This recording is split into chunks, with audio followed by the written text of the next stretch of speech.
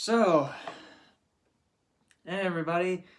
I said on Instagram that I was going to be doing a series. It's called Preston Reviews. It's basically kind of like Doug Reviews, where I basically go over any recent movies and I talk about them.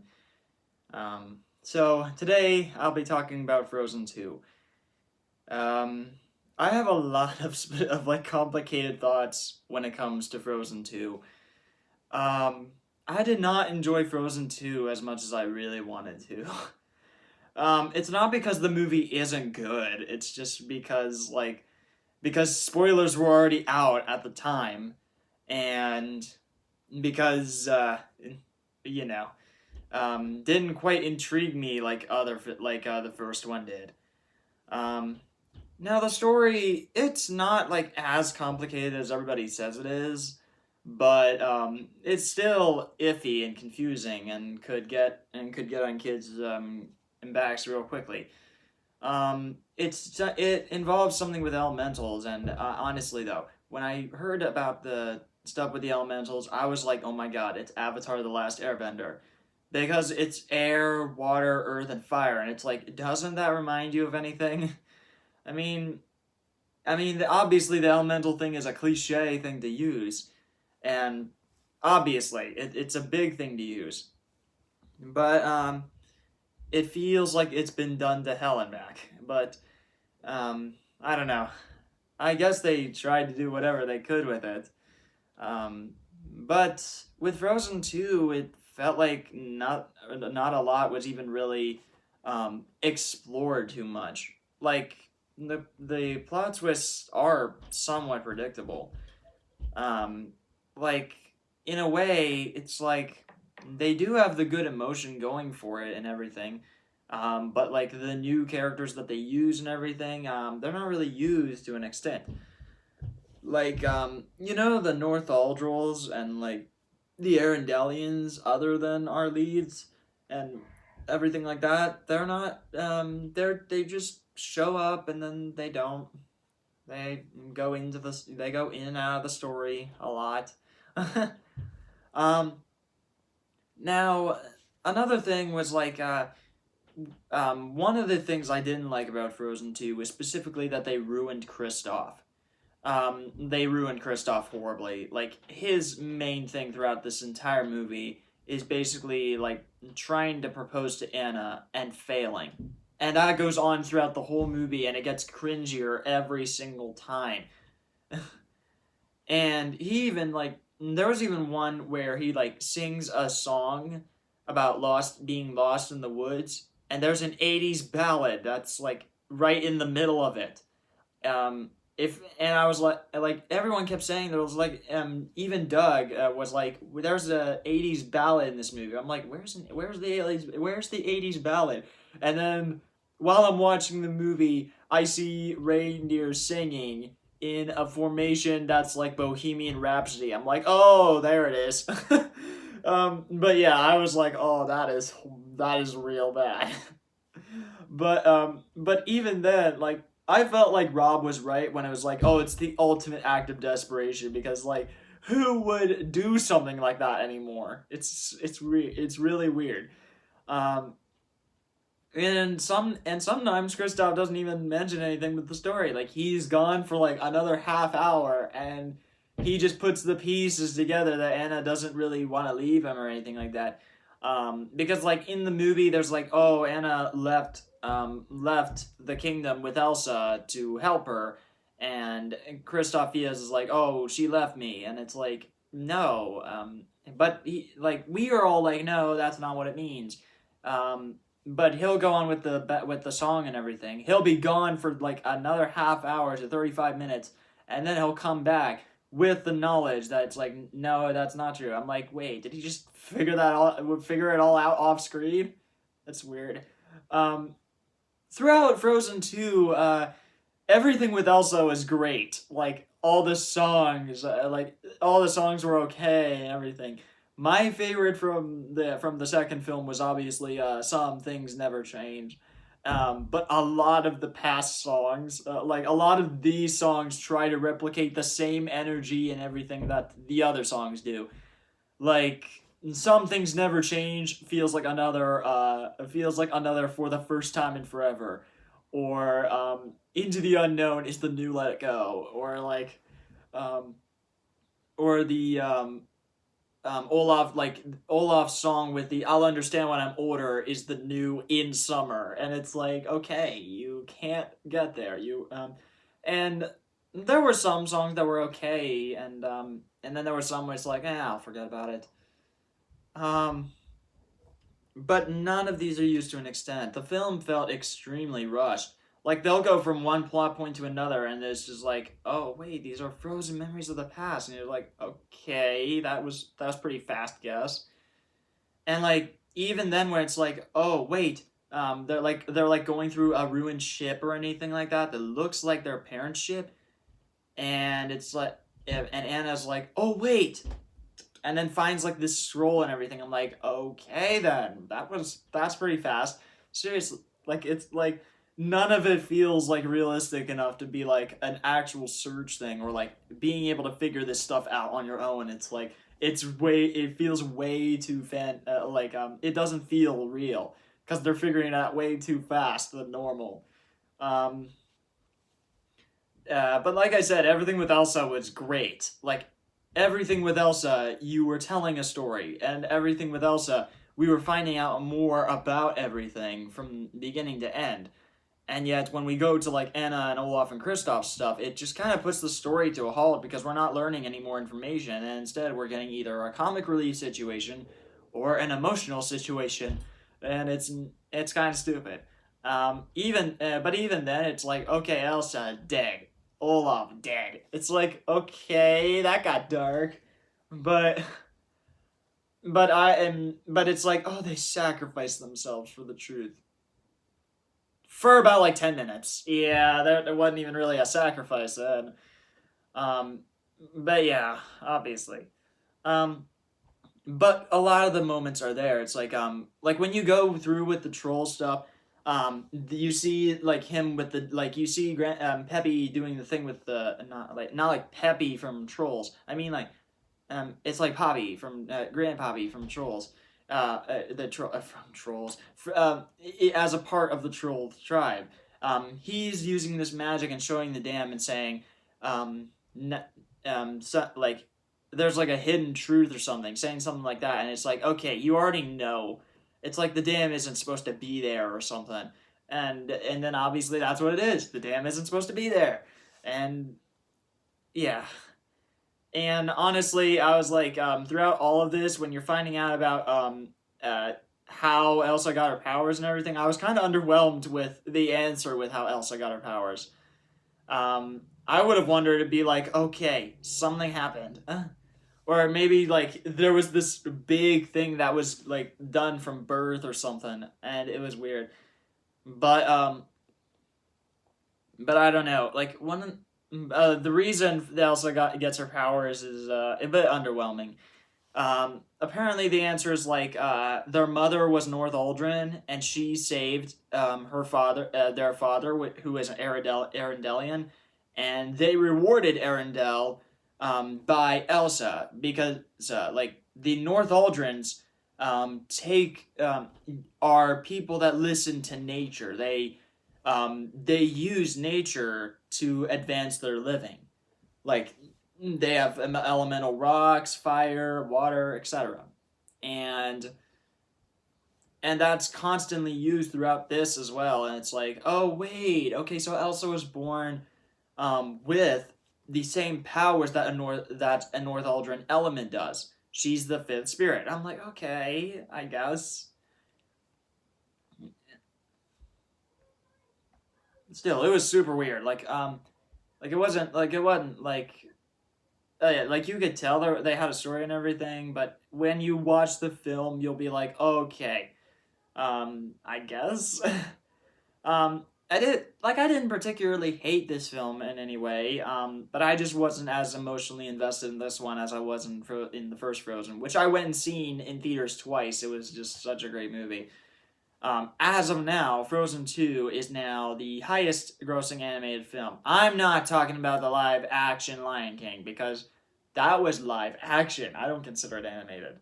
So yeah, I think Frozen 2 is the highest one, and I seriously hope one day that Frozen 2 gets another comeback and takes out Lion King, because honestly, the live action Lion King was to me. It was meh. Like it was one of those where it's like I don't care at all.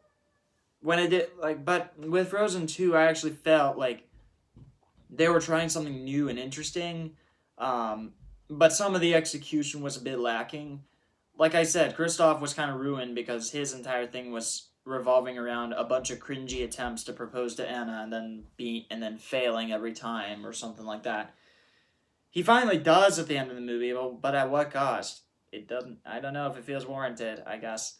I don't know. But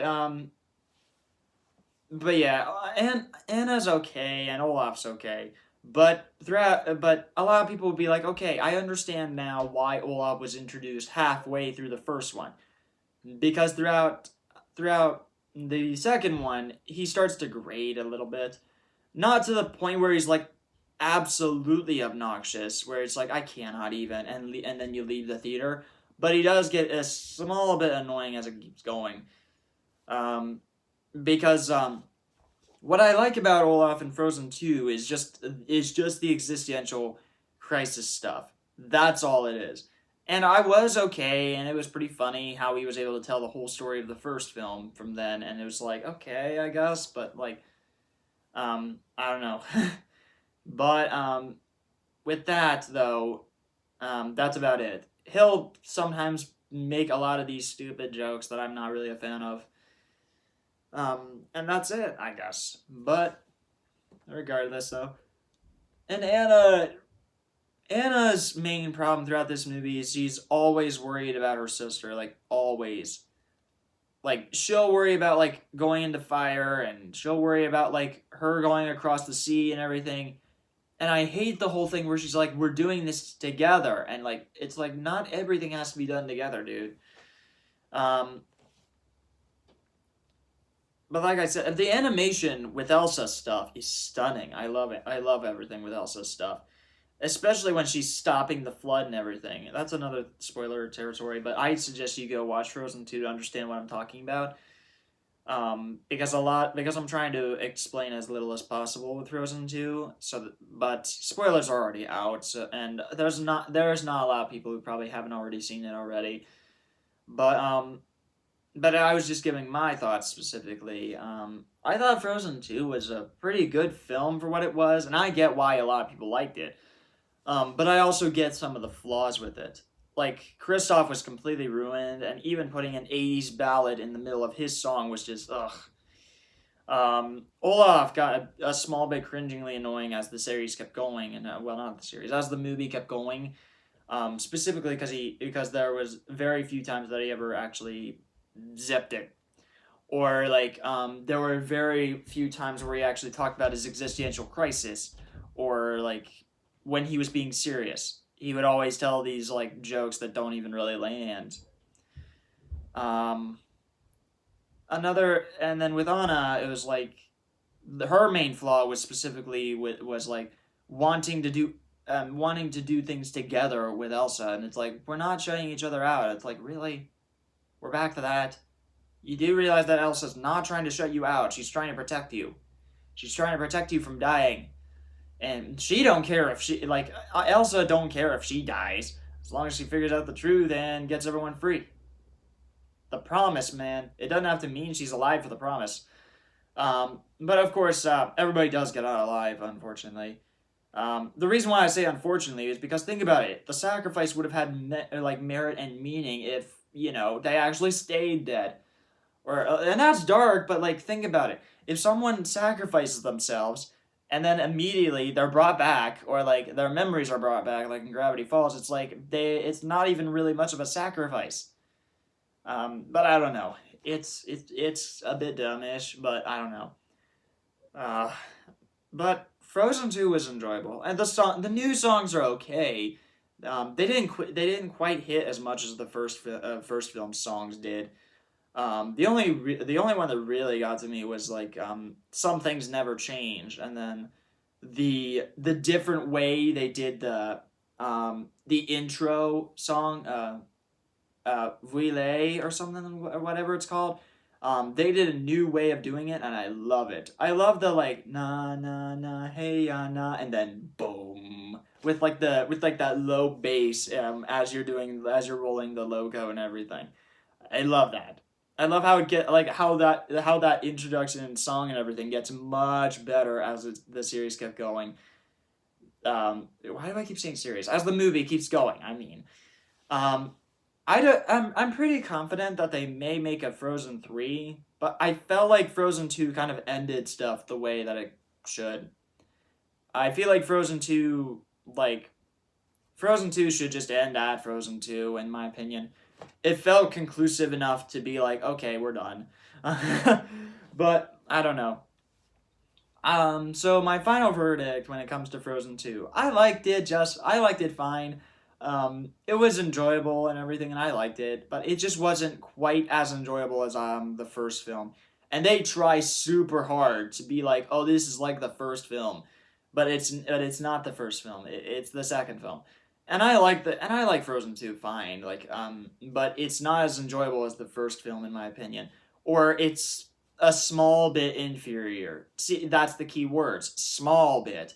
It tries, it does pretty well if it does its own thing, but when it tries to do stuff for the laughs and everything, or for basically like, oh, we're trying to recreate the magic of the first film, then it's like, okay, you're not doing too well. um, but regardless, though, I like this movie fine. I just kind of hate what they did to Kristoff. Like his character was completely ruined. Like the whole proposing when failing and everything, it's fine at first, but the fact that it goes on throughout his entire arc, it's like, okay, no. And like, I don't know. But everything with Elsa was fantastic. I loved everything with Elsa. Um, I loved everything with Elsa, and even speaking to the mother from like the great beyond or something like that. And it's like, sure, that's okay. Um, but yeah, I really enjoyed it for what it was. I just felt like it was a small bit inferior to the original, and I just felt like the characters some had like nagging flaws that really bothered me in many ways. But Frozen 2 isn't a bad movie, and I feel like kids and adults can watch it just fine. But I just don't think it'll be as good as the original movies. Sorry. I don't know. But that is just my opinion though. I'll keep like even if I kept watching Frozen 2 for as many times as I wish, it's like my opinions will never change. Like you'll always get those like ground opinions like drilled into your head whenever you see a movie for the first time. But I don't know. Anyway, I guess that's my final verdict. I hope you enjoyed this of just this like one like 20-minute session. It's 18 from what I see. But it's like I hope you enjoyed this session of me just explaining what I thought of Frozen 2. Um and obviously I will be doing more of these in the future because these are fun. I love explaining my thoughts. As much as I possibly can. So thank you everybody so much for watching my, my review. I'm not going to say I guess because it is a review of Frozen 2. And if you really, really, really enjoyed it, then support me, then support as much as you can. I really appreciate a lot of it. And if you have the same exact opinions of Frozen 2, go ahead and let me know. Did you like it better than I did? Did you hate it even more than did you hate it? Did you just think it was okay and that's it? Let me know. I would love to hear those opinions. And plus, I'm always in the comment section, hearting and responding, so I can't wait. Anyway, thank you everybody, and as always, I will see you in the next video. Bye!